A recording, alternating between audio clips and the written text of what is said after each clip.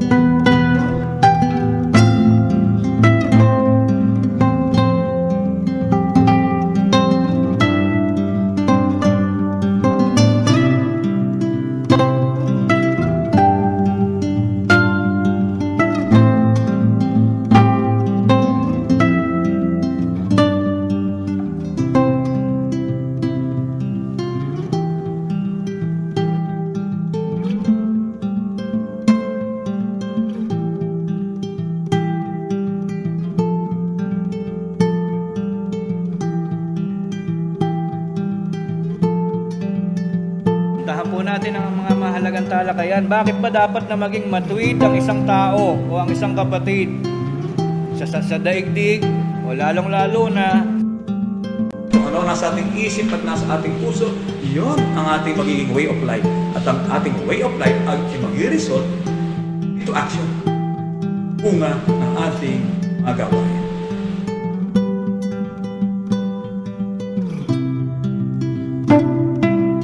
Dumating na po tayo sa sandali ng ating kampanin sa mga sandali po ito. Ngayon po ay buwan na ng Disyembre. Ilang linggo na lang ay muli tayong haharap sa ating Panginoon Diyos pagsapit po ng kaisa ng Enero.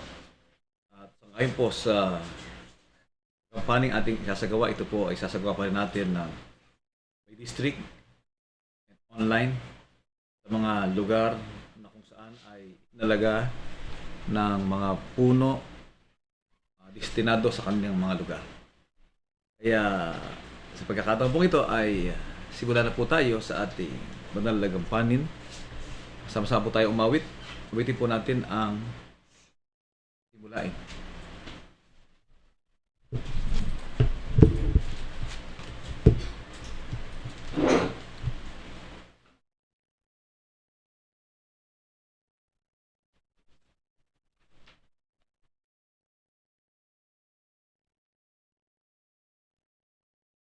Page 54.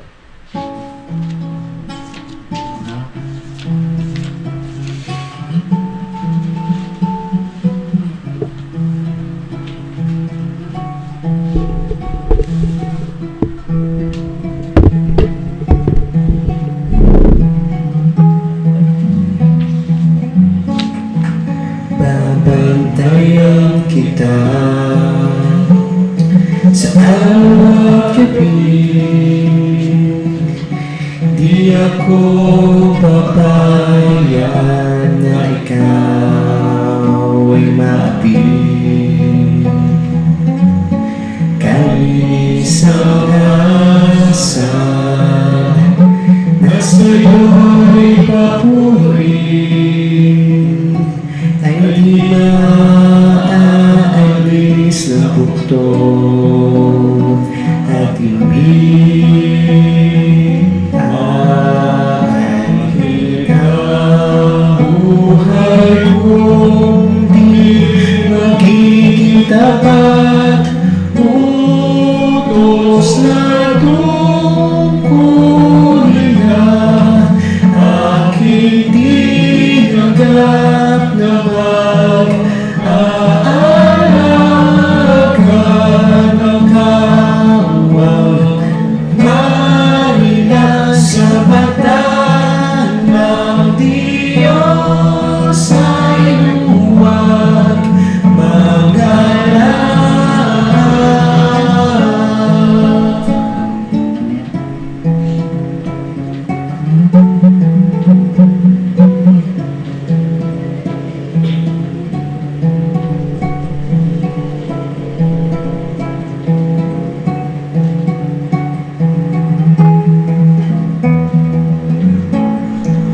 Aking gagamutin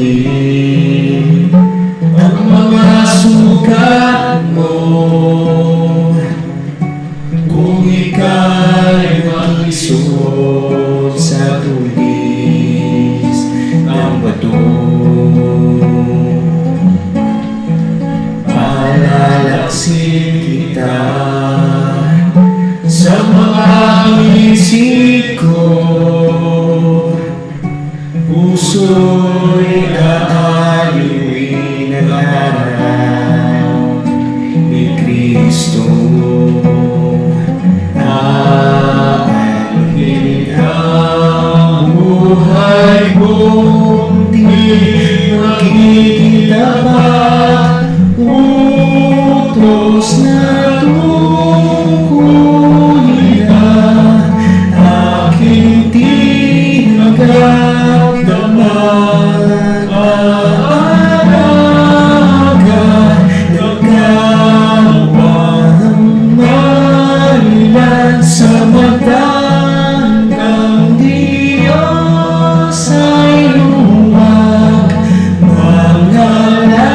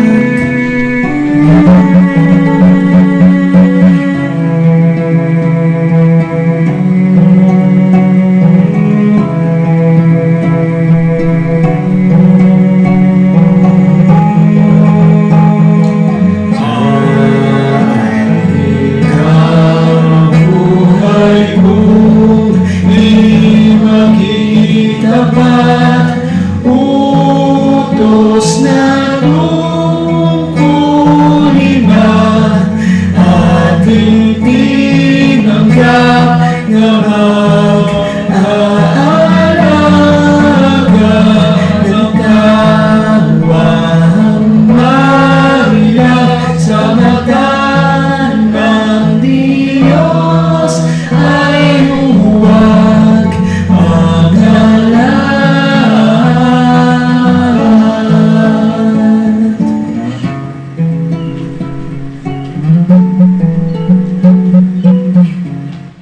Next song po natin.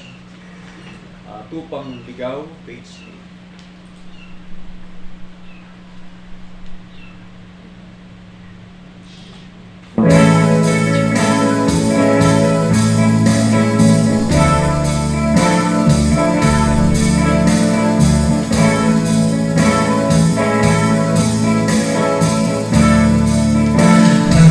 Buhay ko noon nagayon lang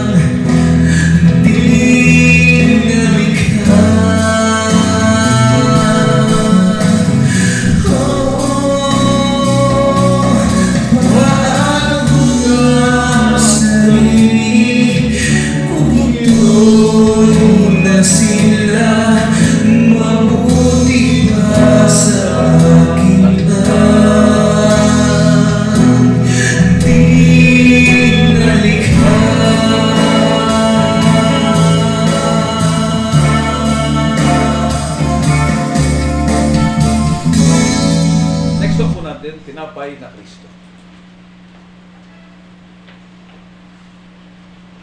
Page 22.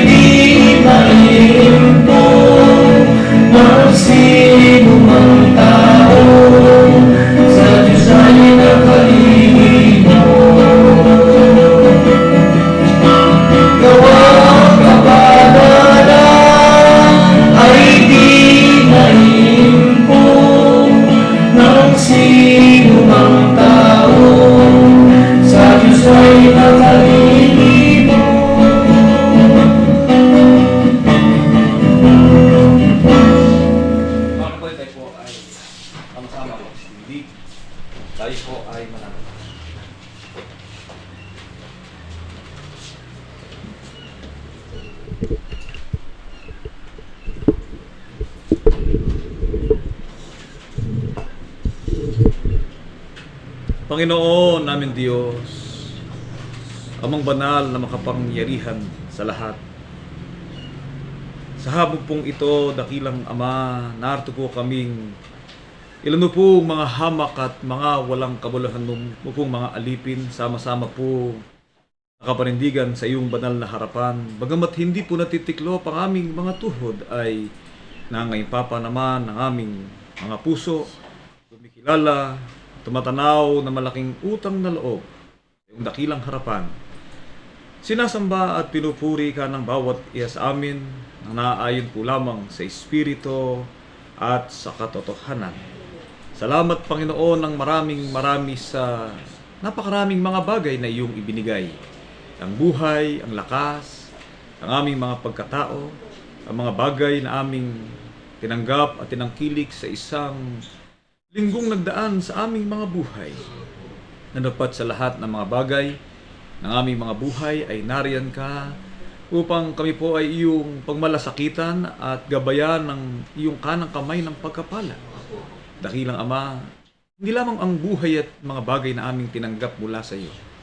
Ang aming po ipinagkapasalamat, kundi ang higit sa lahat, hindi po namin malimot ipagpasalamat, amin pong alalahanin at kilalaning isang malaking utang na loob, ang katotohanan, ang liwanag ng iyong mga katwiran na minsan mo pinapagliwanag sa aming mga buhay, na minsan sa isang panahon ay mga tao po kaming hindi kabilang sa iyong bayan, mga naligaw, natupa, ngunit sa pamamagitan ng iyong dakilang pagmamahal ay kinupok mo ng iyong banal na pagkapala upang mapawaloob kami sa iyong munting kawan na tinatawag sa iyong marangal na pangalan upang magabayan ng dakilang pastor ang aming Panginoong Hesukristo na siyang kinaroroonan ng aming katubusan at kapatawaran ng aming mga kasalanan. Dakilang Ama, dahil lang po sa biyayang ito na aming tinanggap mula sa iyo, ay wala po kaming maaaring ibayad o itumbas sa iyong mayamang mga pag-ibig at mga pagkapala. Kundi maliban na lamang po ang sa ganito mga kaparaanan na sa tuwing dumarating ang sandali at oras ng aming pananambahan, ay magsama-sama na po kaming iyong mga anak, mabuklod ang aming mga puso't damdamin ng banal na kaisipang nagmumula sa iyo upang ikaw, dakilang Ama, ay pagsamasamahan naming purihin at dakilain, parangalan ka namin at sambahin po namin ang iyong dakila at banal po pong pangalan. Amen.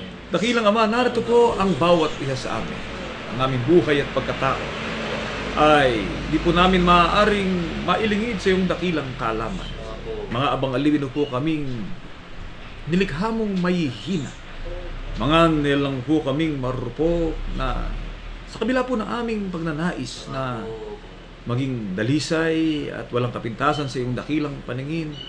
Ngunit sadyang ganito po ang katalagahan ng pagkalikha mo po sa amin na kami nilalang mong mahihina at marupok sa gana ng aming mga sarili na dingat na rin ay nagkakasala at nagkakamali. At Panginoon, sa iyo na lamang po namin ilalagak ang aming buong pagtitiwala at kalagayan na upang sa oras na ito ng aming paglapit sa iyo, kami naman ay iyong mga anak ay maging mga anak mong maging katanggap-tanggap, maging karapat-dapat. Taglay ang buong karapatan na sombitla ng iyong maluwalhating pangalan. Nakikiusap kami, dakilang Ama, na sa oras na ito ay paminsanan mong igawad sa bawat iya sa amin ang iyong banal na pagkapala upang luminis kami, upang madalisay kami, upang mapatawad kami sa lahat ng aming managawang mga kasalanan. Amen. Dakilang Ama, tulungan mo po ang munting pangasiwaan na inatangan mo na mabigat na pananagutan sa huling kapanahonang ito sa gitna ng iyong mga anak. Ikaw ang nagsugo sa amin. Ikaw po ang tumawag sa amin upang kasangkapanin kami sa banal na ministeryong ito na pagkasunduin namin ng iyong mga hinirang sa daang matuwid na inilaan mo na aming lakaran. Ngunit sa ganang aming mga abang kalagayan at sarili ay tao lamang po kami. Walang may pagmamalaki, walang sariling kakayahan, walang kaalaman, kundi ikaw ang Diyos na makapangyarihan sa lahat na tutulong at gagabay sa bawat sandali ng aming mga gawain. Kung kaya't sa panahon ng pagkasangkaw po sa amin, pakunahin na po na tulungan mo ang punong lingkod, ang kapatid na Ruel B. Santiago na siyang pangunahin namin sa banal na gampaning ito. Sapagkat hindi lamang po siya, kundi kami na rin na kanya makatulong sa gawain, na ibabuklod kami ng isang pag-ibig at pananampalataya, ng isang banal na pagkakaisang nagmumula sa iyo. Sapagkat ang pagkakaisang ito ay magdudulot ng kapayapaan sa gitna ng iyong mga anak, sa isang pananampalataya, sa isang pag-asa, sa isang espiritu ng banal na pagkatawag mo sa bawat iya sa amin. Nasa ibabaw naman po ng lahat, dakilang Ama. Ang amin lamang pong tungkulin ay masunod namin ang iyong mga kalooban. Kung kaya't ano man ang kalagayan ng pagkatawag po sa amin ay makapanatili po kami sa katungkulang ito.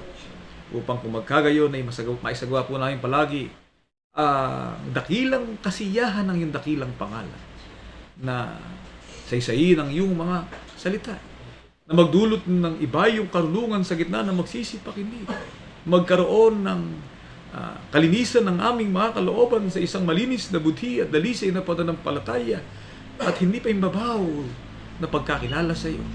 Makita mo po kami na isang bayan na tinatawag mo sa huling kapanahunan ito na nagkakaisa sa pagsusulong.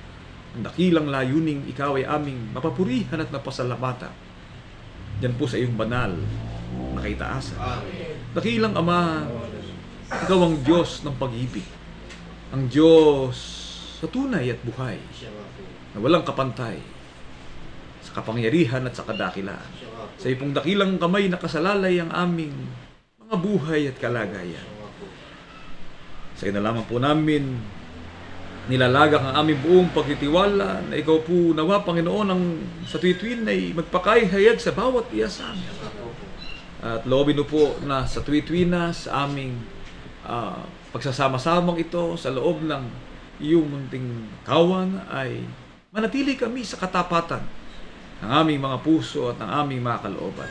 Sa gitna ng magkakapatid, sa bawat tahanan, sa kanilang mga magulang, sa kanilang mga anak, ay maghari sa amin ang kapayapaan ng aming Panginoong Jesucristo.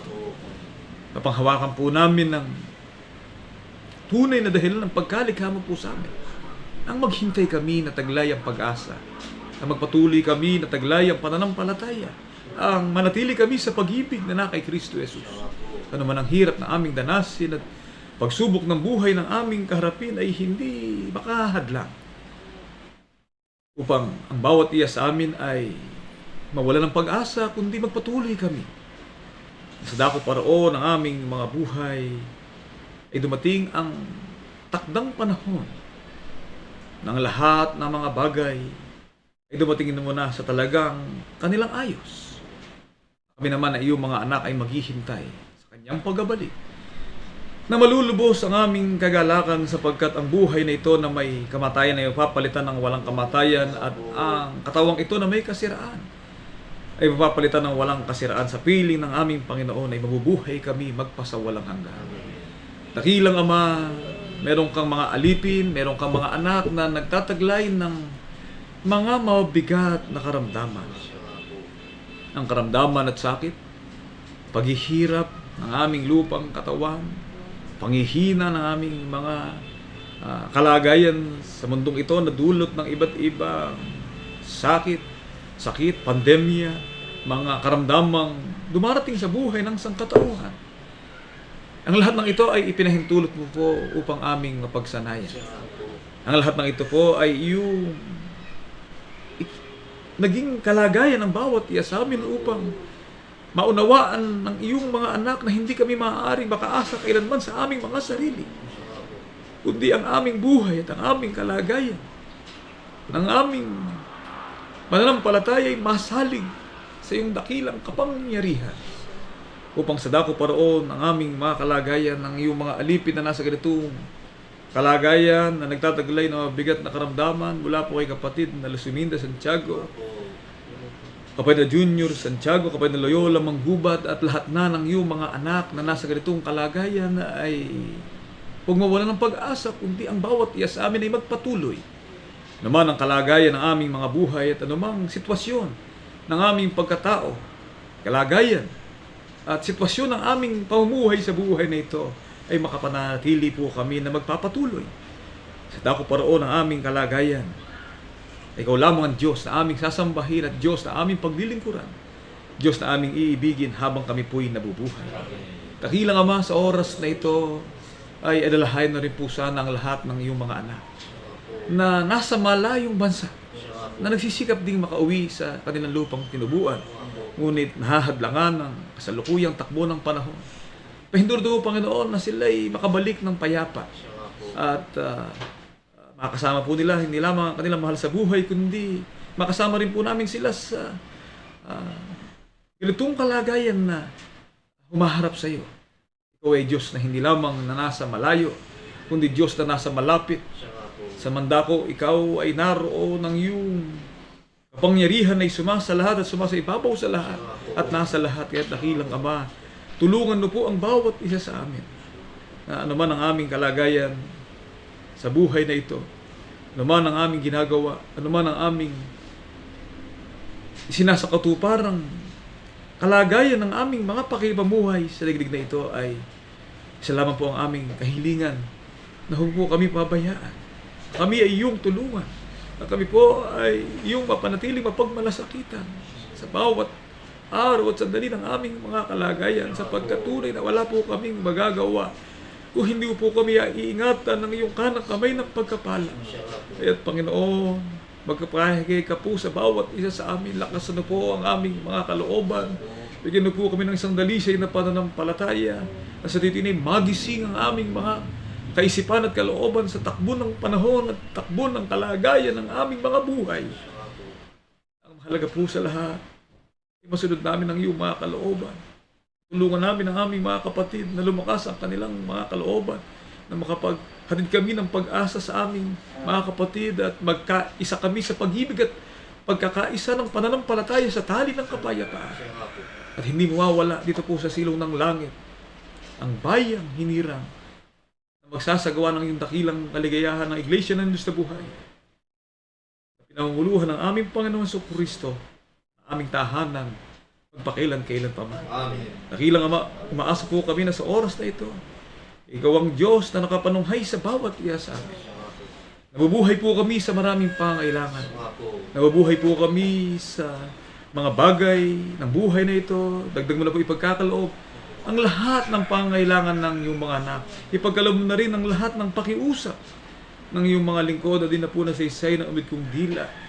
Ay dagdag mo na po ipagkakaloob ang lahat na hinihiling po namin sa pangalan ni Jesus, aming dakilang tagapagligtas. Amen. Kapatuloy po tayo mga kapatid sa ating banal na gampanin sa mga sandali pong ito. At tayo po ay nasa lalong pinakamahalagang bahagi na ng ating pagtitipon. Walang iba kundi ang pag-aaral ng mga salita ng Diyos na nakasulat sa Biblia. Binabati ko po ang kapatid na Willie Santiago sa pasalamat sa mga patnubay pagkapala ng Diyos sa paggaan sa kanyang mga trabaho at sa muling nakaraos ng buwan ng Nobyembre. At napaksandiwa po na ating tatalakayin ang mga katunayan, walang tao na mailigtas sa parusa ng Diyos kung walang tapat na mga ngaral na aakay sa kabanalan ayon sa mga aral ng Biblia. Mahalaga po ang kaligtasan. Tayo po ay narito. Tayo ay sama-sama. Tayo ay sumasamba. Tayo ay nagsisikap. Tayo ay nagkapatuloy. Tayo ay mga kaanib sa loob na iglesia na sa buhay. At tayo po ay nagmamalasakit sa mga aral ng Diyos. Alang-alang saan? Alang-alang sa ating kaligtasan. So, paano na ang ating buhay kung hindi po tayo maliligtas? Ang buhay po ng tao ay may pasimula at may wakas. At sa pagdating ng isang takdang panahon ay meron siyang paghatol. Not a condemnation, pagkat ito po'y condemnation ay dito pa lang sa buhay, pero a judgment. Pagdating ng araw ay may judgment. Ang iba ay sa walang hanggang buhay at ang iba ay sa kapahamakan. Sa makatwid ay mahalaga po na tayo po ay maligtas sa parusa na darating. Sa parusa ng Diyos na isasagawa sa huling araw. Sapagkat nakasulat po sa aklat ng Santiago, talatang isa, ang talata po, kabanatang 1, talata po 8 hanggang 9 na maghihiganti sa hindi nagsisikilala sa Diyos at sa kanila na hindi nagsisitalima sa ebanghelyo ng ating Panginoong Hesus. Siyang tatanggap ng kaparusahan na walang hanggang kapahamakan mula sa harapan ng Panginoon at mula sa kaluwalhatian ng kanyang kapangyarihan. Meron pong parusang darating. Parusang walang hanggan. Parusa na walang hanggang kapahamakan. Paano na po ang ating buhay kung tayo po ay mapahamak? Humaba ang iyong buhay ng 100 taon. Nabuhay ka ng maligaya sa lupa. Ngunit pagdating ng araw ay hindi ka pala maliligtas. Mga kapatid, mabuti pa na ikaw ay naagas na sa tiyan ng iyong ina sapagkat hindi ka naging tao. Pero ang isang taong nabuhay ay haharap sa hukuman ng ating Panginoon upang ihatol kung ano ang nararapat na kanyang ginawa. Kaligtasan para sa naging mapalad at parusa sa mga naging sawing palad. Kung kaya't napakahalaga po na tayo po ay maligtas. Ngunit ayon po sa ating narinig, walang taong maliligtas sa parusa ng Diyos kung walang tapat na mangaral na akay sa kabanalan. Hindi ka pwedeng dumiretso sa Diyos nang hindi ka dadaan sa kanyang mga sinugo. Sapagkat ito ang gawa ng Diyos na inyong sampalatayanan, ang kanyang mga sinugo. Sinugo, ginatawan para tayo po'y ilapit. Ano po ang nagaganap sa tao kung walang mangaral sa kanilang buhay? Ito po sa aklat ng Mateo 9, ang talata po ay 36. Pakinggan po natin. Nadapwat nang makita niya ang mga karamihan, ay nahabag siya sa kanila sapagkat pawang nangahapis at nangangalat na gaya ng mga tupa na walang pastor. Ano po ang kalagayan ng taong walang pastor? Nangangalat. At kung tao po ay nangangalat, walang direksyon. At ang taong walang direksyon, sapagkat nangangalat, hindi po sila makararating sa pagkaunawa. Sabi nga ng ating Panginoon Kristo, pabayaan niyo sila'y mga bulag na taga-akay. At kung ang bulag ay umakay sa kapwa bulag, ay sa bulag ay kapwa sila mahuhulog sa hukay. Sa makatwid, kung walang mangangaral na aakay sa iyo, ikaw ay maaakay ng bulag na taga-akay. At kung ikaw ay mangalat, sino ang kukuha sa iyo? Hindi ang iyong pastor, kundi ikaw ay sisilain ng mabagsik na asong gubat. Tawag po ng Biblia, lobo. Wolf. A wolf is a dangerous animal. Nalarawan ng masamang tagapagturo, mabangis na asong gubat pag ikaw ay nangalat sa laot ng kaparangan. Paano na ang buhay ko? Sabi nga sa ating awit, kung walang pastor na sa iyo'y mag-aakay. At ang sabi po ng ating Panginoon Kristo, sila ikay ano po ang sabi? Makita niya ang karamihan ay nahabag siya sapagkat pawang nahahapis at nangangalat na gaya ng mga tupa na walang pastor. At kung wala pong pastor at ang tao po ay nangalat, ano po ang epekto sa tao na walang teacher? Sa 53:6 na aklat na Isaias ay ganito po ang nakasulat at pakinggan po natin, mga kapatid.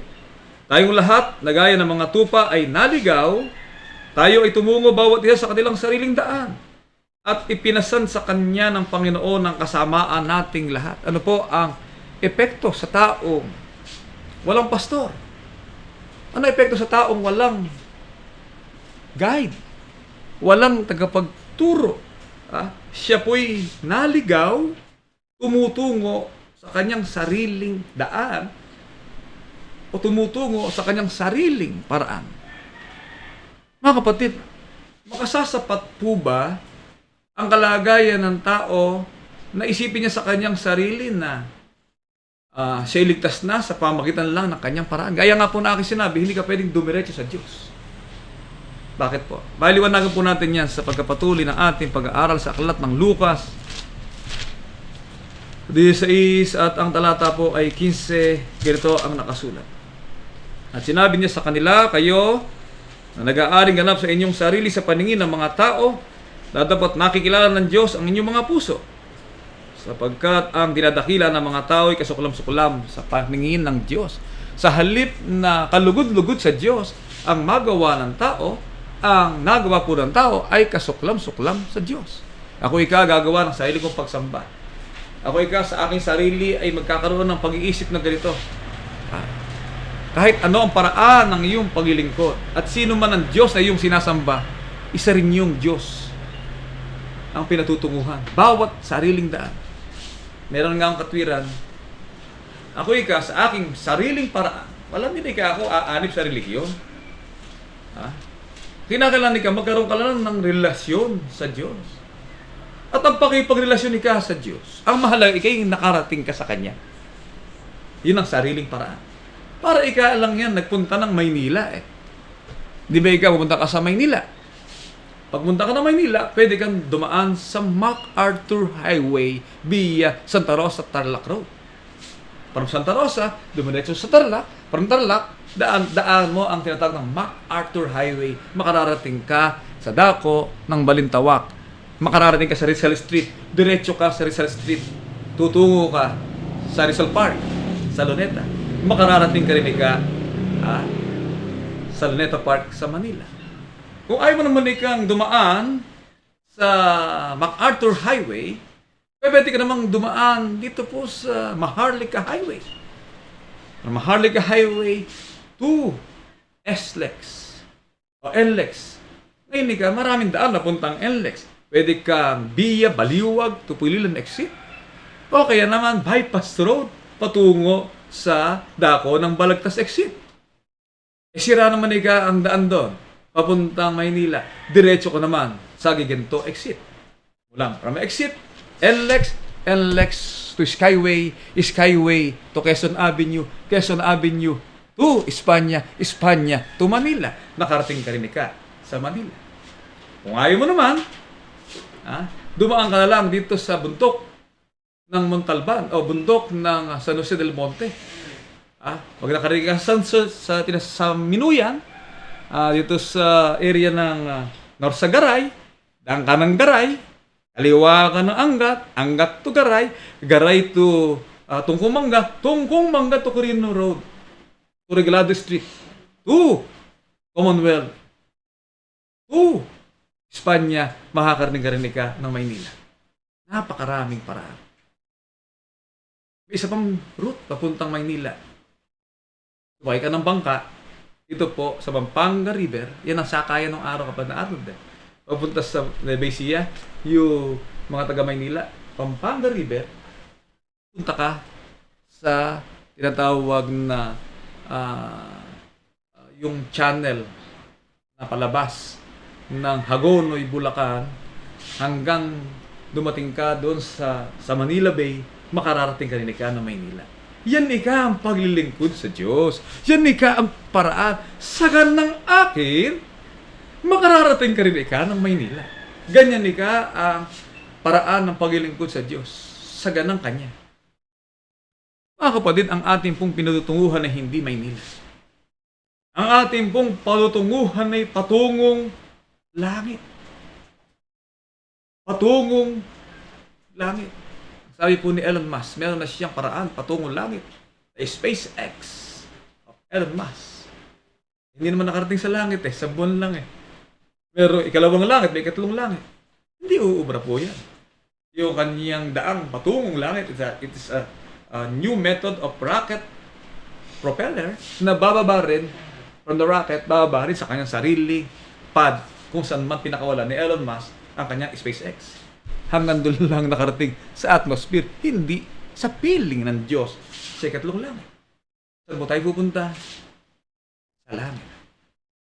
Pero bago ka makarating sa langit, ito muna sa kampamento ng mga banal. Kung hindi ka nakarating sa kampamento ng mga banal, hindi ka makararating sa langit. Ano po ang ibig kong sabihin? Lumalakad sila sa kanilang sariling daan. Inaaring ganap ang kanilang sarili sa paningin ng mga tao. Mga kapatid, sariling unawa. Hindi po dapat magkaganon sapagkat hindi po makasasapat ang sariling unawa kung ang pag-uusapan ay daan patungong langit. Ang sabi po ng banal ng kasulatan ay mga daan na tila matuwid sa isang tao. Ngunit ang dulo na yaon ay daan kamatayan, daan ng pagkabigo, daan ng pagkapahiya, daan na hindi makararating, tinatawag na tagumpay. Sino lamang po ang daan? Si Kristo ang daan. Si Kristo ang gabay.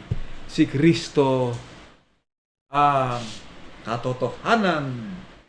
Si Kristo ang pintuan. Ako ang pintuan. Sino man tao pumasok sa akin ay siya'y maliligtas.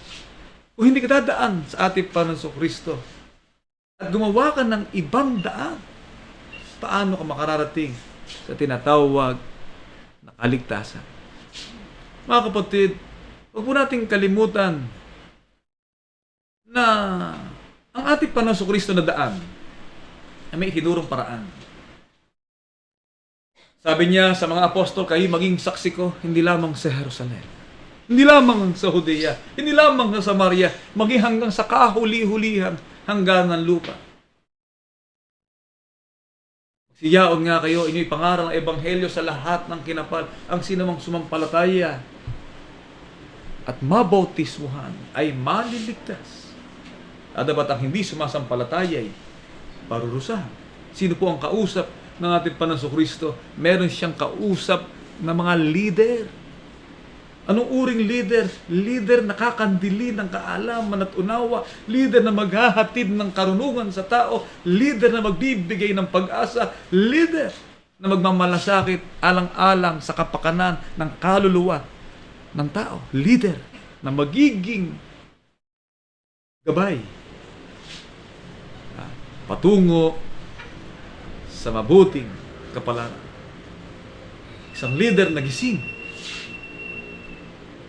ang pag-iisip sa buong katotohanan ng Diyos. Kaya po, paano tiniyak ng Biblia na kailangan ng tao na magkaroon ng leader? Sabi nga ng isang kandidato sa gobyerno, we need a leader. Bakit? Wala bang leader sa Pilipinas? Wala bang leader dito? Sabi niya, we need a leader. Yun ang term na ginasayang lang kung hindi lang mananalo dahil mahina. Ano po? Lacson. We need a leader. Pero maganda yung concept. Ganun din po sa pananampalataya. Ang leader po kasi parang ano yan, driver. Ako madalas antukin sa daan. Pero napakapanganib. Ikaw ay leader para ka driver. Yung konting biling ng tawag po na ano na pagmamaneho, pwede ka nang dumiretso. Okay. Hindi tama yung ano, kaya napaka-panganib ang maging leader. Kaya sabi ng Biblia, isipin mo ang sinasabi ko, bibigyan ka ng Diyos ng pagkaunawa sa lahat ng mga bagay sapagkat ikaw ay leader. Paano tiniyak? Ng Biblia na kailangan ng tao na magkaroon ng mangaral. 16 na aklat ng Juan ay ganito po ang nakasulat. Mga kapatid, 16. At meron akong ibang mga tupa. It is a prophecy. Ito may propesya ng ating Panginoong Kristo. Meron siyang ibang mga tupa kasi ang kausap niya ngayon, mga tupa na niya.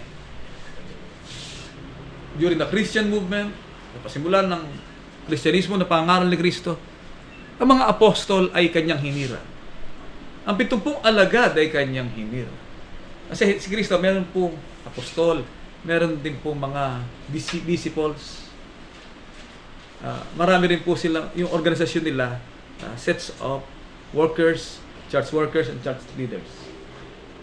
Ang sabi niya, meron akong ibang mga tupa na hindi sa kulungan ito. Sila'y kailangan din namang dalhin ko. At kanilang diringgin ang aking tinig. Sila'y magiging isang kawan at magkakaroon sa pastor. Ang talata pong ito, yan po ay tawag po doon, bine-brainwash ng ibang mga pastor. Sila raw yung isang pastor. Sila daw. Kasi raw, ang unang iglesia natalikod. Okay? Sa inyo ka ang pangako, sa iglesia. Sa inyo mga anak, yun daw mga protestante. At sa lahat na nasa malayo, yun daw ang Pilipinas. Maganda yung paliwanag, ano? Para lumitaw, siya ang huling sugo. Marami po ngayon lumilitaw na gano'n, mga leader na sabi silang last messenger of God. Ito nga isang nahablang pastor, inihablan ng Amerika. Dahil ka sa kahablan nyo sa akin, susunod ka, dadating ang Omicron, saka magkakaroon pa ka ng isang karamdaman ng virus na maaagnas ang inyong mga katawan. Kasi inihablan nyo ako sa sex crime. Kasi kinukuha pa ng mga Amerikana at inaabuso ng mga pastor ng mga relihiyong yun. The son, appointed son. Dito sa Pilipinas. Hindi po sila yan. Sabi ni Kristo, meron ako. Siya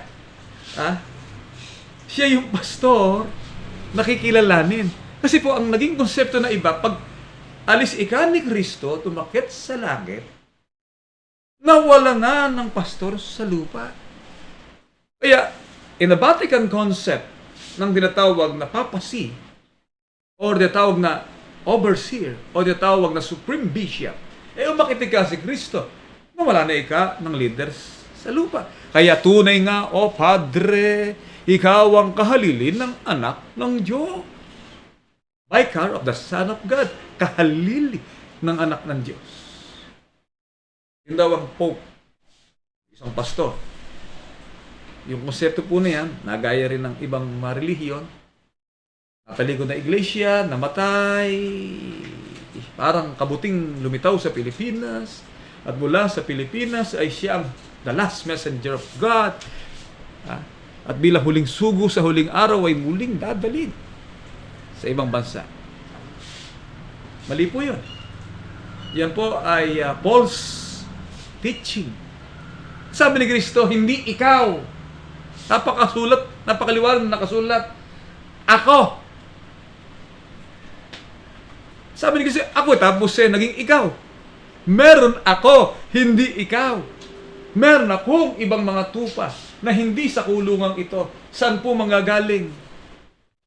Yung mga tupang yon, na darating ang panahon, sila po'y hihirangin at tatawagin ng Diyos bilang isang kawang sapagkat sila ay magkakaroon ng isang pastor. Saan po manggagaling?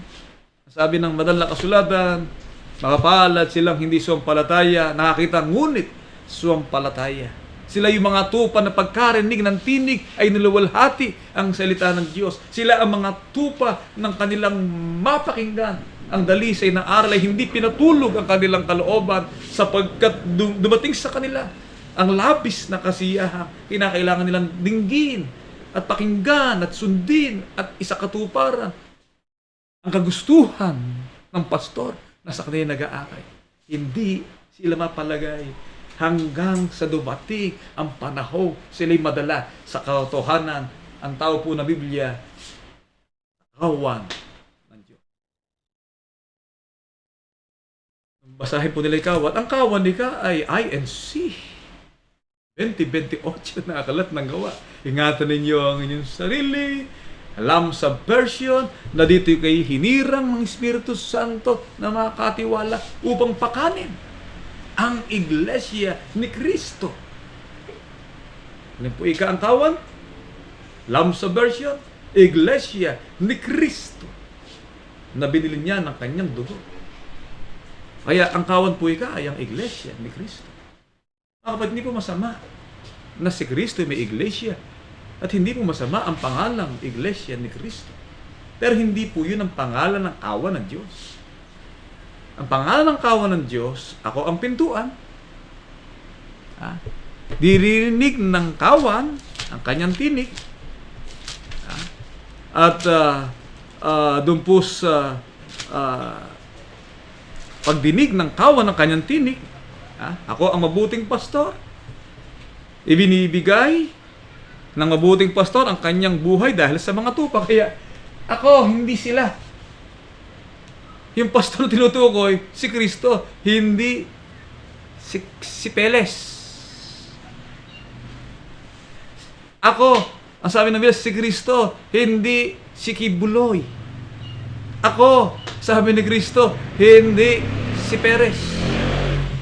Kaya kung maraming pastor ngayon na maraming nailigaw ang tao, dinala sa maling pananampalataya, sa makatwid ay napakaliwanag na nakasulat, ang pastor na iisa, ang mabuting pastor na mag-aakay sa tao ay ang ating Panginoong Hesukristo na maghahatid sa katotohanan.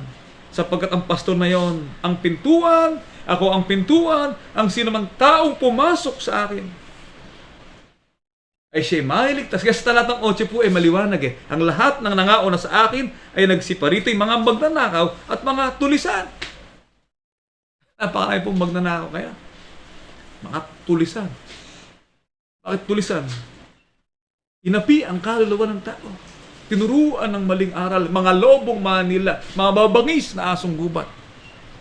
Ginamit ang kapangyarihan ng relihiyon para ang tao po'y mahiwalay sa pananampalataya.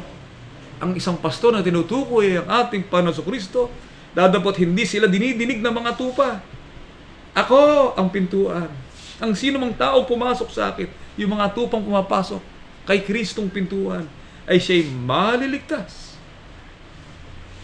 Maliligtas ang mga pumasok kay Kristo sa kulungan.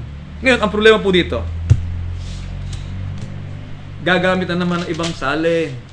Yan po, diyan magagaling yung mga debater ng mga kalaban sa pananampalataya. Ay ni ka sa salin ng mga pare. Ganito po ang nakasulat. Ako ang pintuan. Ang sino mang taong pumasok sa loob ng kawan, patay na doon. Kasi ang lagi pinapasok, kawan. Kasi ang 2028, madaling i-convert into INC. Madali i-convert po yan. Madali i-convert sa pangalang Iglesia ni Cristo kasi 2028, hindi po ang 2028 ng original na nakasulat, kundi 2028 ng George M. Lamshop version. Ngayon, ang topic po ay pintuan eh. Yung kulungan, may pintuan. Kaya, pag sinabing pintuan, ano pang papasok? Hindi po kawan ang tinutukoy, kundi pintuan ng kulungan. Pag pumasok po sa salitang pintuan, hahanapin po ng tao yung bahay. Sino po dito ang may bahay na walang pintuan? Yan po kasi tao, pag katulad mo sa nanakawan na naman ako ng mga kuryente. Dumiretso po sa ibabaw ng na butas na na salamin eh. Binutas sa salamin, hindi sa pintuan dumaan. Binunot yung mga kuryente pinagkakabit ko kahapon. Tumawag sa akin ito, Boss Ika yung kuryente mo. Magkano ka ang halaga? 4,000 po Ika ikinabit natin. Hayaan mo na, may magagawa ka ba? Huwag mo na rin sabihin sa gwardiya. Kasi talagang yung lugar na pinagkatrabaho natin, puno-puno yan na magnanakaw at tulisan. Ang daan, naninira ng bintana, naninira ng bubong, doon dumadaan. Marami pong ganyan sa relihiyon. Ito ang pintuan, iaalis ang salitang pintuan, dadaan sa ibang daan. Ano po ang nakasulat sa ibang salin? Ako ang pintuan, ang sino mang pumasok sa loob ng kawan. Napakaliwanag po na nakasulat. Mga kapatid, uulitin ko po. Ako ang pintuan. Ang sino mang taong pumasok sa akin. Mga tuwid, ang dapat nakita po dito, nasaan yung bahay na pinagpipintuan ng ating Panginoon Kristo? Sapagkat pag nakita mo ang bahay na pinagpipintuan ng ating Panginoon Kristo, makikita mo ang katotohanan, makikilala mo ang katotohanan sapagkat ikaw ay naliwanagan ng kanyang aral. Ngayon, tiniyak po ni Kristo na meron pong kulungan, may bahay. At yung tao pong nakapaloob doon, tinawag naging kawan. Kaya ang talagang dapat unawain, ano yung bahay? Iglesia na sa buhay. Ngayon, 2028, kawan. Wala pong masama dyan. Lamsa version, kanamin lamsa mo. Pabasa ko sa iyo sa lamsa mo. Kung debate na iglesia na sa buhay, hindi na po tayo lalayo. Gamitin lang yung lamsa version. Lamsa na lang, isang Biblia na lang. Napakahirap po ng ibang tagapagturo. Dami ng Biblia. Ay, puwi ka sa Biblia ng mga pare, sa Biblia ng mga protestante. Hindi. Lamsa na lang. Isang putok lang. Ang laban. Babasahin ko po sa inyo. Ayon kay Lamsa, si Kristo, Diyos. Sa 2:14 po na aklat ng Tito. Lamsa version na. Ayaw mo sa Ang Lamsa ang kawan ni Iglesia ni Kristo. Si Kristo, sa Lamsa version, Diyos. Paano po yan? Sasabihin, mali si Lamsa.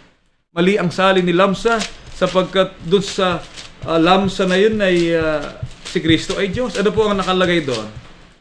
Sa pagkakaliwat po sa Tagalog, nahintayin, 2:13 na aklat ng Tito, nahintayin ang mapalad na pag-asa, ang pagkapakita ni Hesus Kristo.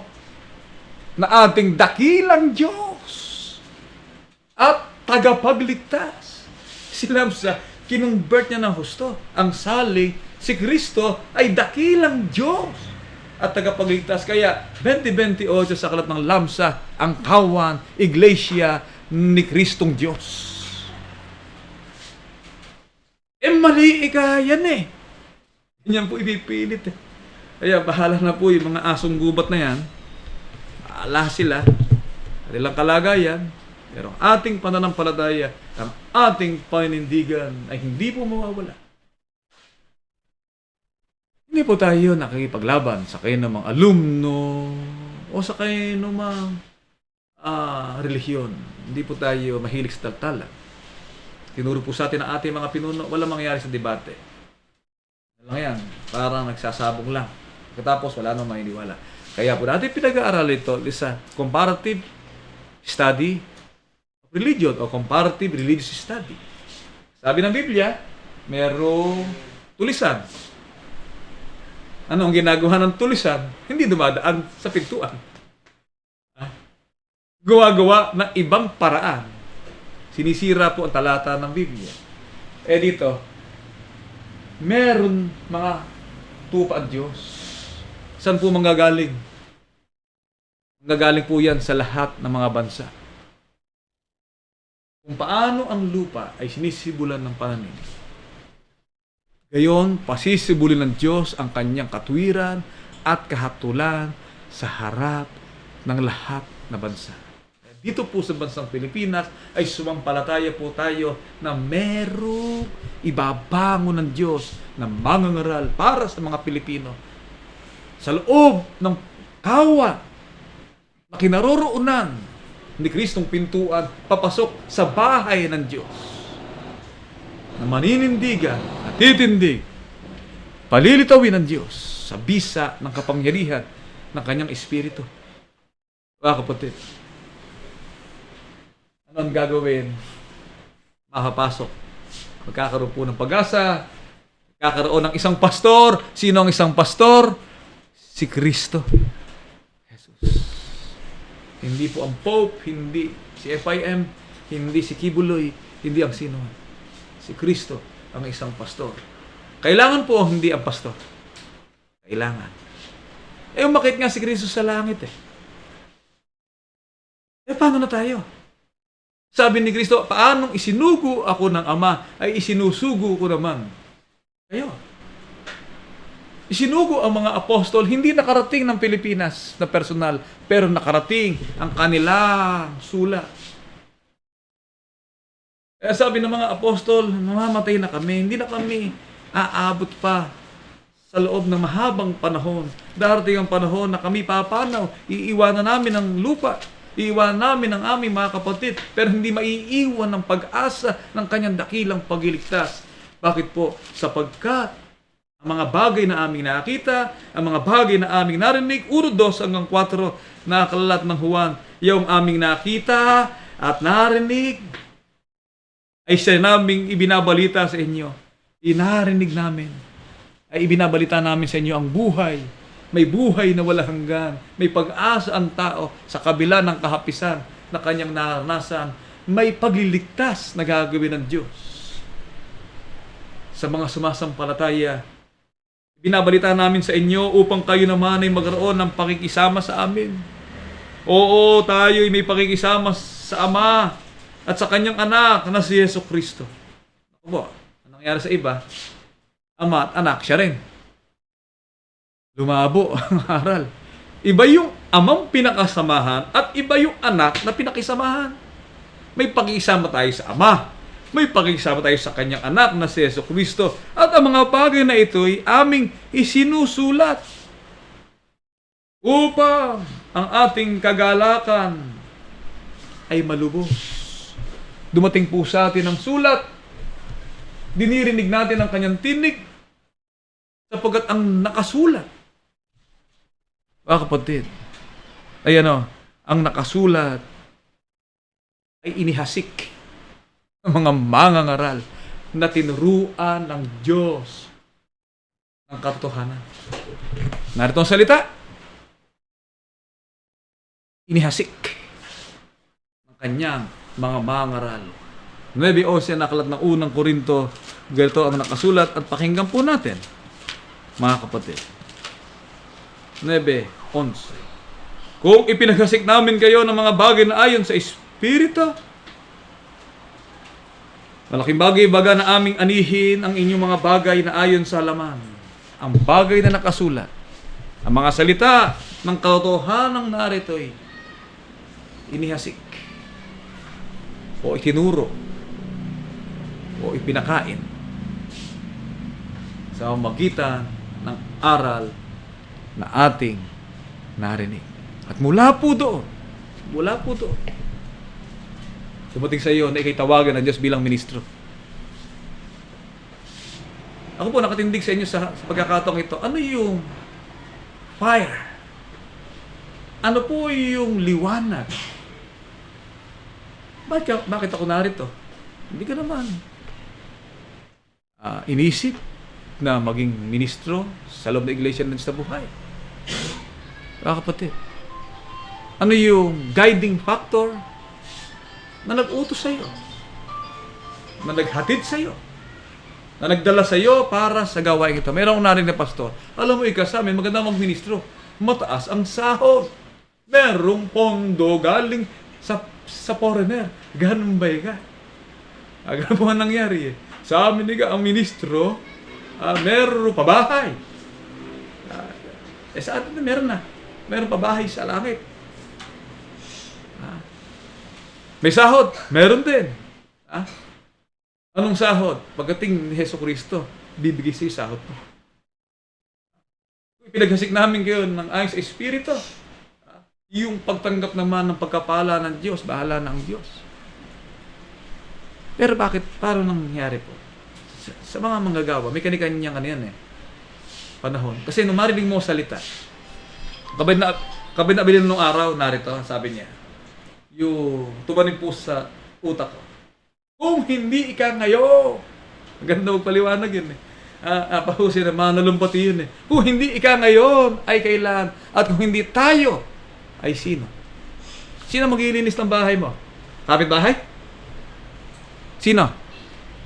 Sino maglilinis ng sarili mong tahanan? Sino ang mangangasiwa ng iyong sariling pamasaysay? Sino ang malasakit ng iyong sariling pangangailangan? Sino ang manindigan para sa iyong prinsipyong tinitindigan? Kapitbahay? Mga kapatid, within our group, sa sarili din nating tahanan ay sisibol at ibabago ng Diyos ang leader. Pagdating ng araw ay hindi mawawala po sa dako ito, sa dako ng ating mga kapatid na ipagpatuloy ang pangaral ng salita ng buhay. Ating pinagsama-samahan sapagkat kailangan natin ang leader. Di ba? Maaari si kapatid na Jacob, David, Johnny Boy, at Florencia, kung hindi siya pag-aasawahin ng tatay niya. Hindi natin alam. O yung mga kabad nating, tagal na po nating nag-aral, doctorate na bihuyo, pinag-uusapan natin, si kapatid na Altos. Tayo rin. Sapagkat tayo po yung mga pare. Huwag niyo pong makakalimutan na hindi lang kayo karaniwang miyembro. Tatagapakinig. Tayo po'y part ng tinatawag na Holy Priesthood. Grupo ng mga pare na nag-aalay sa iba't ibang kapakanan ng ating pananampalataya. Ilang taon na po tayo nag-aaral? Sa haba na rin ng panahon ng ating pinag-aralan, ang bawat butil ng salita na ating narinig ay makasasapat na para kayo'y maging disipulo ng pananampalataya at ipahayag ang inyong pananampalataya sa iba. Minsan yung tatay ko, nakakagalitan namin. Saan kang alis ng alis? Umaga, lalabas ka, wala kang face mask. Babalik na alas 9. Ako ay nag-mission. Nag-mission daw siya. Mahilig mo mag-mission yan Sino ang mission mo? Ayun, kung saan nakararating. Pagkati alas 9, balik na ulit. Inom ng gamot. Maganda rin yung natutunan na yun. Kasi kinakailangan group of missionary po tayo. Mga kapatid, sapagkat yung salita nga, pag sinampalatayan niya ng tupa, dinidinig. Kaya yung paghahasik ng Espiritu, napakahalaga po niyan. At siyempre, mahalaga po ang pastor. Mahalaga po ang leader. Sa Roma 10:14 hanggang 17, ganito ang nakasulat at pakinggan po natin. Roma 10:14 hanggang 17. Paano sila mag-isitawat? Doon sila hindi nila sinampalatayan. Paano mo tinawagan ang buhay na Diyos? Paano mo sinampalatayan at tinatawagan sa oras na ito ang Diyos na buhay? O Diyos na buhay na aming pag-asa, ang matibay na muog na saligan ng ating pagtitiwala sa Diyos na buhay at tunay na Espiritong dakila. Pag nadinig yan na iba, meron pala ikang Diyos na buhay, ano?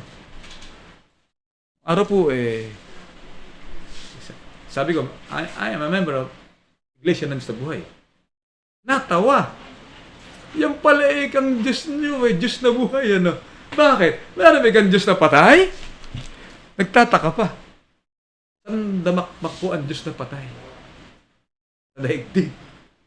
Diyos na hindi makapagliligtas. Pero ang Diyos na buhay, Diyos na tagapagligtas, Diyos na pag-asa sa lahat ng sumasampalataya, Diyos na dakila at walang kaparan, kaluwalhatian at kadakilaan. Paano mo sinampalatayanan ang Diyos na buhay kung hindi mo sinampalatayanan? At paano sila mag-isampalataya sa Diyos na buhay? Sa Kanya. Na hindi nila napakinggan. Yung na mapakinggan nga, pinagtawanan pa. Meron pala kang Diyos na patay. Nung araw po, nasa Mindoro kami. Merong mission. Galit na galit yung isang tao doon. Babariling ikain Diyos na buhay na yun. Alam niyo po, hindi nagtagal. Namatay ang tao rin sa baril din. Yung ibinal niya sa Diyos na buhay, bumalik sa Kanya. Namatay po sa tama ng bala. Isipin mo yan. Babarilin daw niya yung Diyos na buhay. Kaya paano po, sasampalatayan, hindi naman napakinggan. At paano silang makikinig ng walang tagapangaral? Kaya kung wala ng tagapangaral, sarado na ang online. Kung walang tagapangaral, sarado na ang simbahan. Pag walang tagapangaral, damo na lang ang makikita sa mga dako ng sambahan ng iglesia ng sa buhay na ang tinubuan na ng malaking dayami at tinubuan ng malaking talahik at mga iba't ibang sari-saring nakakalat na mga hayop at mga insekto na lang ang magpaparot parito sapagkat wala nang mangangaral, wala nang magtuturo, wala nang mangasiwa sa kapakanan ng ating pananampalataya. Paano sila makikinig ng walang tagapangaral at paano silang o sa ibang talata, paano silang mag-isip ang aral kung hindi sila mga sinugo? Kaya pag ituloy po basa, kinakailangan maging sugo ka. What is sugo? With authority. Sugo, may buong tiwalang pinatutunayan. Ano yung tiwalang pinatutunayan mo? Kinakailangan ka, makarating ka sa powerhouse. Saan ba nanggagaling ang kapangyarihan ng pagsusugo? Nagmumula po sa house of authority. Pag wala authority, sa hindi mong paraan lang yon, hindi ka accredited. Hindi ka kabahagi. Hindi ka kasangkap. Kailangan nasa bahay ka ng Diyos na nasa ilalim ka ng pangasiwa ng kanyang mga leader. Mayroon tinatawag na ecclesiastical hierarchy. Merong punong lingkod. Authority po yun eh. Madaloy mula sa isa. Sa atin po, walang eleksyon. Hindi ka mag-eleksyon. Puro magagaling naman lahat ng miyembro. At bakit ka mag-eleksyon? Mga kapatid, ecclesiastical priesthood ka. Si Kristo ba'y pinalitan sa katapos ng 6 na taon? Ang mga apostol po ba'y pinalitan pagkatapos ng 12 taon? Ano nangyayari sa ibang iglesia ng Diyos? Mayroong tinatawag na election. Mga kapatid, kaya po yung leadership sa pagkasama-samang ito magpapatuloy sapagkat ang pattern of our faith ay hindi ang laman. Pattern of our faith ay pang-espiritu, sang-ayon sa iyong kakayahan ay gawin mo ang mga bagay na ukol sa espiritu sapagkat ang mahalaga po dito ay ganito. Pagdating po sa kampamento ng banal, makasali ka. Sabi ko nga po, we are a team. Kahit bukas ka ng pinto, mahalaga, ligtas ka, naharong ka. Sapagkat ang nasa mataas na kalagayan ay maging mababa. Ang mababa ay siya'y tataas. Ano po ang konsepto nun? Ang concept of salvation. Mga kapatid, ang kaisipan ng pagliligtas ay hindi nakabatay sa estado ng iyong katayuan. Ang kaisipan ng pagliligtas ay nakabatay sa faith, sa iyong pananampalataya, sa iyong sinampalataya ng katotohanan at aral na iyong tinitindigan. Mga kapatid, sa mga iglesia ng Diyos sa Pilipinas, we are the best organization in terms of doctrine. Mga kapatid, sa larangan ng pananampalataya, hindi nila masabi ako'y sugo, kami sugo, iglesia ng Diyos na buhay, ang bahay ng Diyos. Hindi nila masabi yan. Iglesia ng Diyos, anong uring Diyos? Buhay. Pero paliwanag po nila. Hindi nila masabing Diyos na buhay, iglesia ng Diyos na buhay. Bakit? Sapagkat alam nilang hindi sila yun. Mga kapatid. Kaya po, manatili po tayo sa kalagayang ito sa 17. Kaya nga, paniniwala na gagaling sa pakikinig. Kaya yung pakikinig po natin na mahalaga. Sabado sa aral na inyo napakinggan, ay doon po tayo titibay. Doon po tayo lalakas. Pag wala na tayo napakinggan, salita, mga kapatid. Mabuti po ngayon, ito na rin mga pagbabago sa teknolohiya. Pwede rin po tayo masabing isang online church, isang pastor, kahit na gaano karami pang miyembro sa buong Pilipinas dahil nga sa internet makakapakinig. Kaya hindi tayo kinakapos ng paraan. Hindi tayo kinakapos ng karunungang mula sa Diyos. Ang mga kapatid, sa dako na kanilang kinaro, tuloy ang pagsamba sapagkat ang pananampalataya sa puso. Ang ayaw lang naman ng online ibang relihiyo hindi makakolekte. Ha? Maraming relihiyo, malaki relihiyo, ayaw nilang online. Mag-online din hindi naman nakapag-abuloy Hindi may alam na nag-abuloy at saka Kaya ang ginagawa nila, ang panahon ng pandemya, ang nangangasiwa sa pagsamba, merong kalatas lang, babasahin diakono, ito po ang ating aralin ng kawanayang Iglesia ni Cristo na ang ating pong tagamamahalang pangkalahatan na inananawagan sa ating lahat at tayo magpakababa at maghintay at magtiis. Amen. O di kantahan na abulo yan. Yun na ang kolektor ngayon. Yung kabo, o diretso. Sa atin hindi po. Faith ang magdadala sa iyo. Yung pananampalataya ang magdadala sa iyo. Sapagkat ang paniniwalay nanggagaling sa pakikinig. Kahit saan ka naroon, makapag-aabuloy ka. Bakit? Hindi na po usong ngayon. Payment platform na ginagamit nga, hindi ko ba? Kung abuloy yan, ipipinutin mo lang Yun ang modernong panahon Pag pinunod mong ganun, pasok doon sa kaloob mo. Ang paggawa ng mabuti at ang pag-abuloy, huwag ninyong kalimutan. Sabat sa gayong hain ay ang Diyos ay totoong nalulugod. Paano ka nalugod ang Diyos sa hain na abuloy? Mga kapatid, narito po tayo, nagkapatuloy. Matatag po tayo, nakagkapa tayo ng chapel. Nakatulong tayo. Hindi tayo malaking organisasyon, pero hindi tayo bangkaroting samahan. Hindi po tayo malaking organisasyon, pero hindi po tayo kinakapos sa kaalaman at karunungan sa pagtuturo sa ating mga kapatid.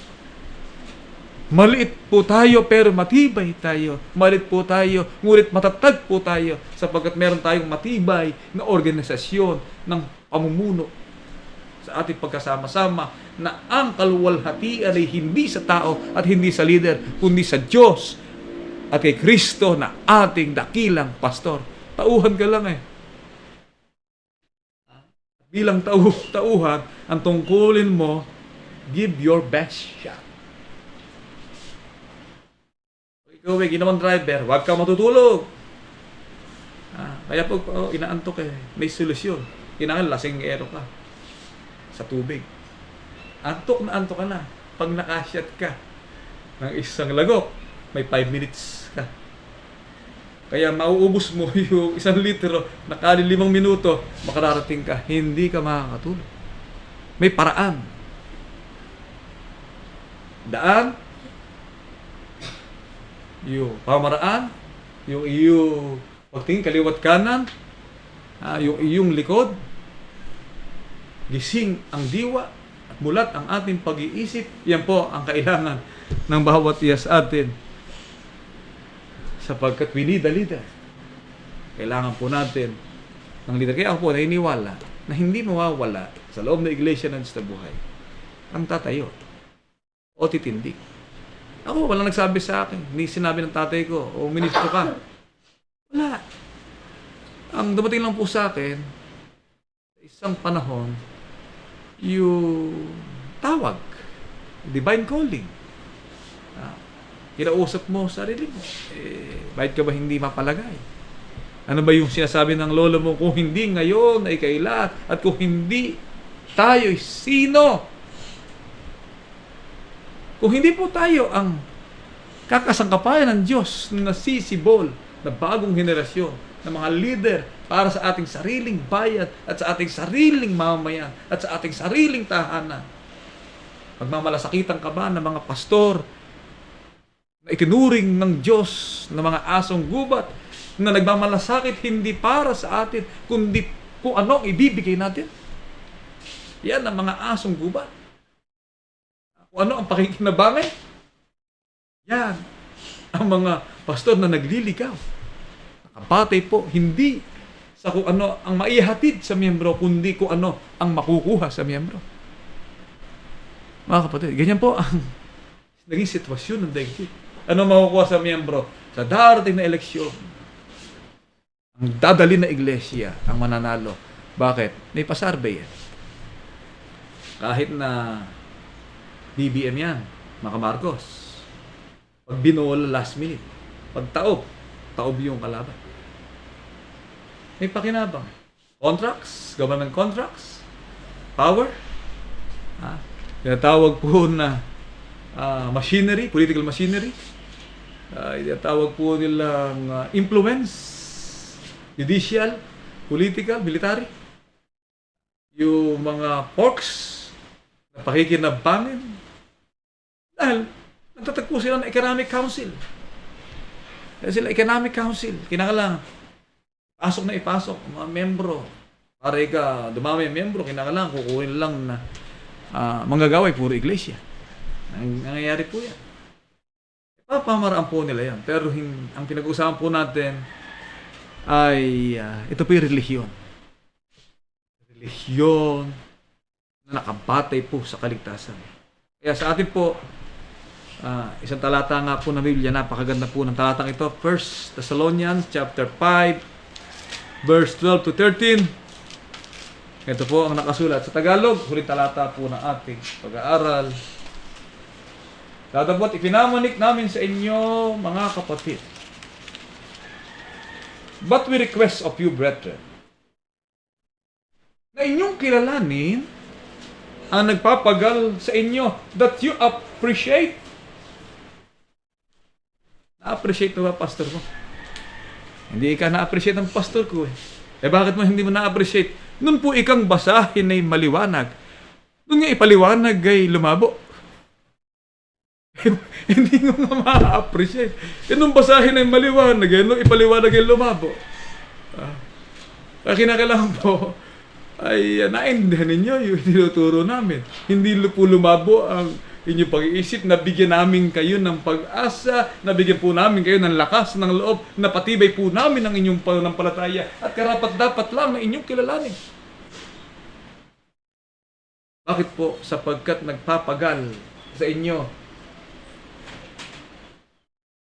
those who diligently labor among you and have charge over you in the Lord at nangamumuno sa inyo. Sila po ang in charge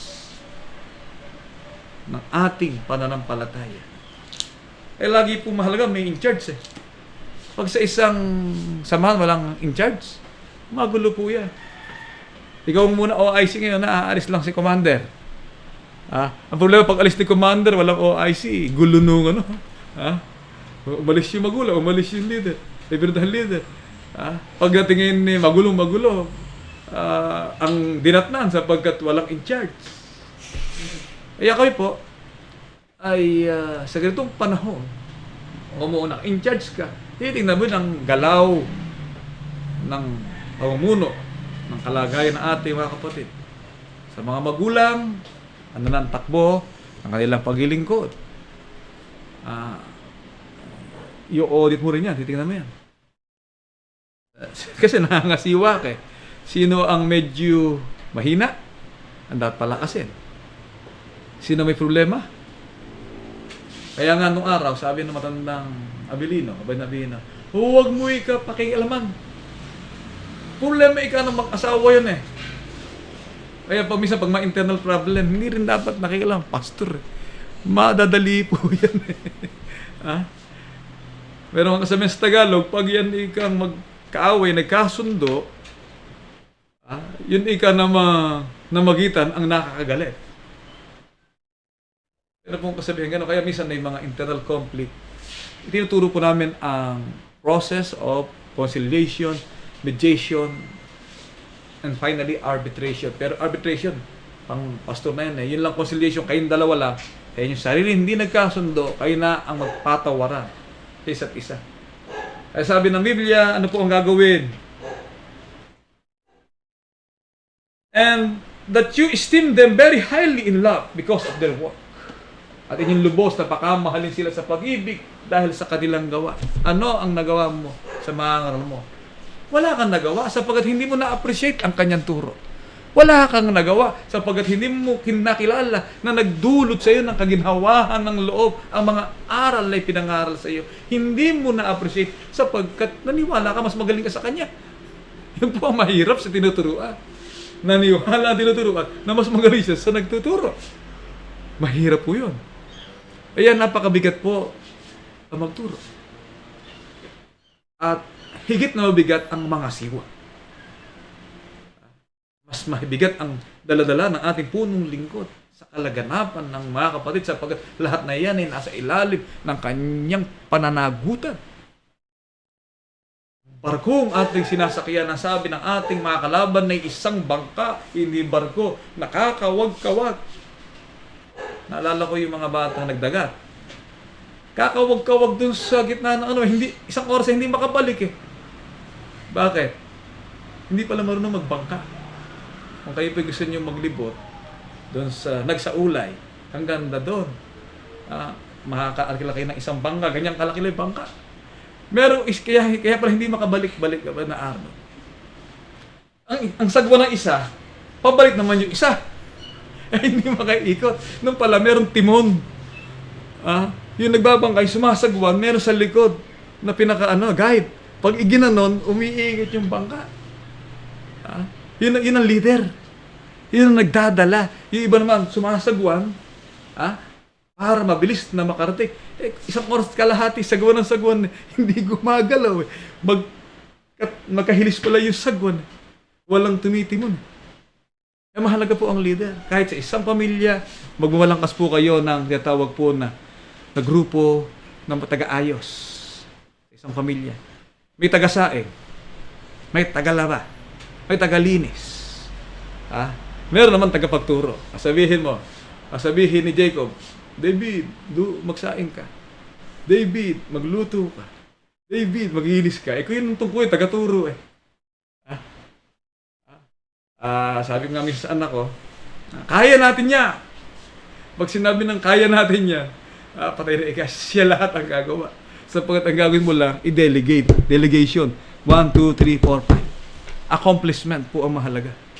Accomplishment. Meron kang nagawa. Inyong lubos na pakamahalin sila sa pag-ibig dahil sa kanilang gawa. Ano po ba ang na-accomplish ng inyong mga mangaral sa inyo? Natuto po ba kayo ng aral? Nasihan po ba kayo sa aming paliwanag? Hindi kami karapat dapat na kilalanin. Hindi kami dapat napagtiwalaan kung wala kaming nagawa para sa inyo. Nakasamba kayo sa oras na ito. Sapagkat nagsikap po kami na makipagklase ministerial na mula sa ating punong lingkod ay dumaloy sa atin ang karunungang amin namang ihahatid sa inyo linggo-linggo. Sa panahon ng pandemya ay hindi po tayo nabasyo, hindi po tayo nagutom, hindi po tayo naapi. Nakagawa po tayo ng mabuti sa Diyos na ipagpatuloy po natin ang paglilingkod sa lahat ng panahon, anuman ang hamon ng buhay na dumarating sa bawat isa sa atin. Kaya mga kapatid, yan po ang halaga ng leader. And at the end of the day, anong result? Everything is under control. But everything ay nasa kaayusan. Lahat ng bagay ay dumaan sa proseso ng kapayapaan. Isang tahimik na bayan na nagpapatuloy sa paglilingkod at sa pananampalataya na naghihintay ng katubusan huling araw upang tayo ay makarating sa dakilang pangako ng kanyang pagliligtas. Nandito po mga kapatid, at ang ating kapatid na Willie ay hindi po matapos-tapos ang kanyang pasalamat. Naging kasiyahan niya ang magpasalamat. Sapagkat ang pasalamat po ay pagtanaw ng utang na loob, pagbabalik sa Diyos, ng pagkilala sa mga kabutihang kanyang tinanggap. Tayo po ay may kanyang kalagayan ng pagkatao, kapalaran. Yung kasiyahang tinanggap natin ay hindi mapantayan. Mga kapatid, yung kasiyahang naniwala tayo na nagtatagumpay tayo sa pagkasama mo ang Diyos mo ay hindi matatawaran ng isang kapatid na hindi niya ipagpasalamat sapagkat ang Diyos sa ating kalagayan, kalat po ng unang kronika, ito ang nakasulat at pakinggan po natin ang pagtuturo sa bawat isa. Kakalat ng kronika ay atin pong masisiguro sa pagkakataon po ito. 29 talatang 11. Iyo o Panginoon ang kadakilaan, ang kapangyarihan, ang kaluwalhatian, at ang pagtatagumpay, at ang karangalan. Kaya yung karangalan, tagumpay ka sa isang bagay, karangalan po yun. Sapagkat lahat na nanga sa langit at nanga sa lupa ay iyo. Iyo ang kaharian o Panginoon. At ikaw ay nataas na Pangulo sa lahat. Ang mga kayamanan at gayon din ng karangalan ay nagmumula sa iyo. At ikaw ang nagpupuno sa lahat at nasa iyong kamay ang kapangyarihan at kalakasan at nasa iyong kamay ang pagkapadakila at pagkapalakas sa lahat. Pag pinalakas ka ng Diyos, pinalakas ka ng Diyos kasi pinagaan ka, lalakas o hindi? It's a law of force. May mabigat, pinagaan ka, lalakas ka. Parang sasakyan po yan. Ang sasakyan, pag mabigat, mahina ang takbo. Pero, alisin mo yung bigat, ano ang mangyayari? Gagaan. Para gumaan, mga kapatid, Diyos ang nagkapalakas. Lahat ay aking magagawa sapagkat may Diyos nagpapalakas sa akin. Sapagkat lahat na nanga sa langit at nanga sa lupa iyo, ang kayamanan at gayon din ang karangalan nagmumula sa iyo. Ikaw ang magpupuno sa lahat. Nasa iyong kamay ang kapangyarihan at kalakasan at nasa iyong kamay ang pagkapadakila at pagkapalakas sa lahat. Kaya't ngayon, aming Diyos, kami ay napasasalamat sa iyo. Aming pinupuri ang iyong maluwalhating pangalan. To God, sa Diyos, ang papuri. Sa kanyang maluwalhating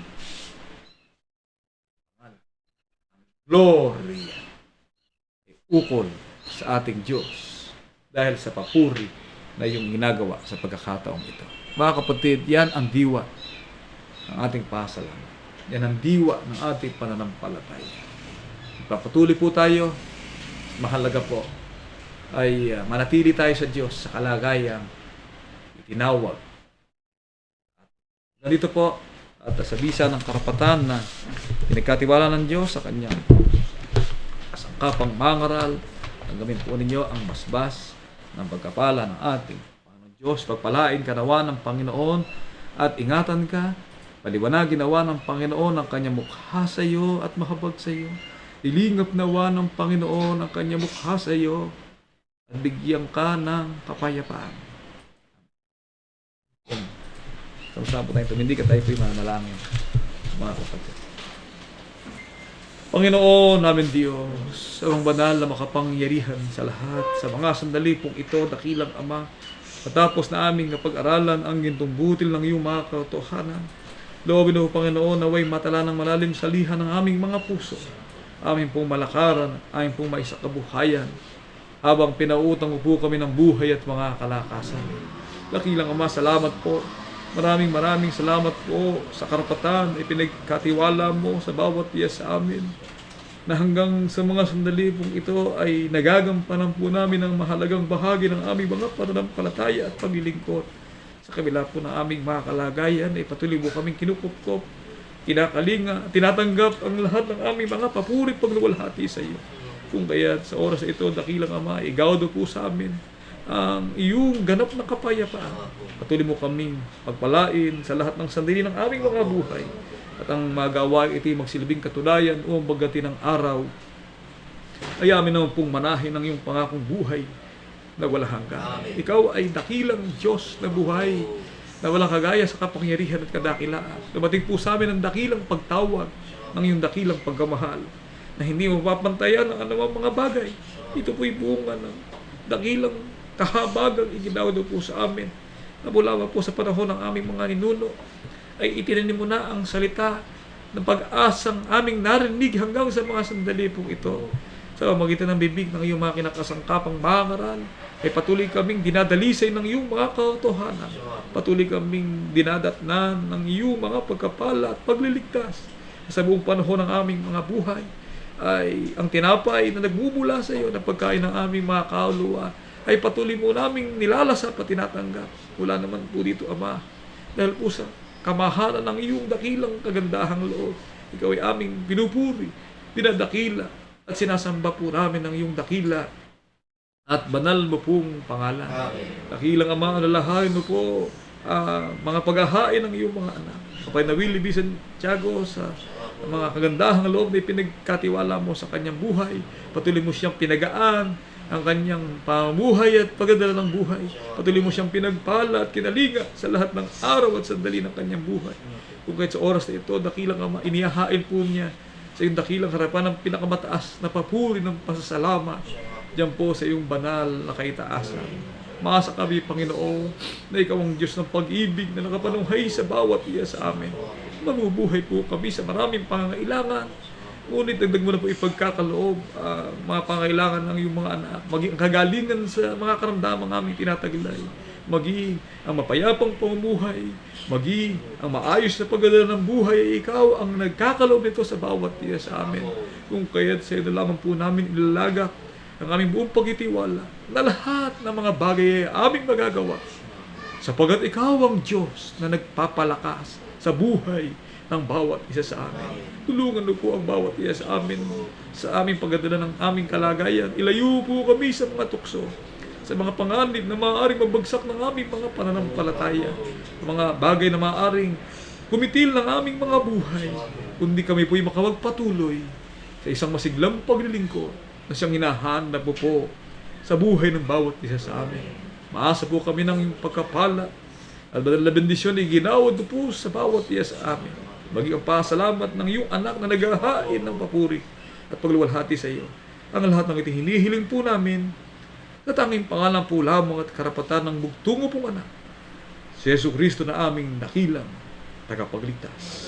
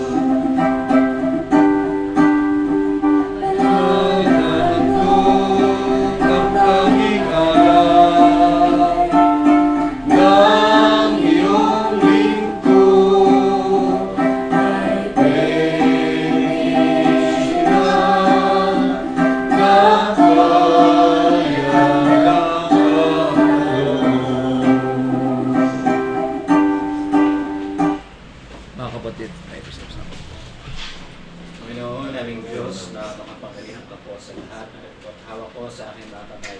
Ang naging bunga ng pag-ibig at pananampalataya ang bawat isa sa amin. Gawin mo po sanang magamit lamang po ito ng mundo ang pangasiwa sila, lalong kahayag, kalalaganap ng iyong mga banal na makapilan. Upang makatawag po po, Panginoon, mga lalaki at babae, mga kasama po namin pupurit at dakila sa iyong kabanal-banalang Panginoon. Panginoon namin Diyos na makapangyarihan ka po sa lahat, umaasa po kami ng salaping ito, gayon din ang nakayanang handog na salamat sa sarap na sa mga nakalulugod. Matalarin po tayo kapanalan sa lahat ng aming mga buhay. Pinapangabuhay na Amen. Panginoon namin Diyos na makapangyarihan ka po sa lahat. Hindi po namin makalimutan idalangin sa iyo kami yung mga anak na kinakasangkapan sa dakilang gawa nito. Naway pagkakalooban niyo po sana kami, Panginoon, na mapagkakita isang ngayon lamang po ng iyong banal na kalooban upang ang mga bahagi po ito ay maganit sa pagtupad sa mga tungkuling niyatang po sa aming mga buhay. Hihilingin sa salamatan sa tayong pangalan at karapatan ng aming mananakop na si Kristo Jesus. Amen. Doxology, Ama.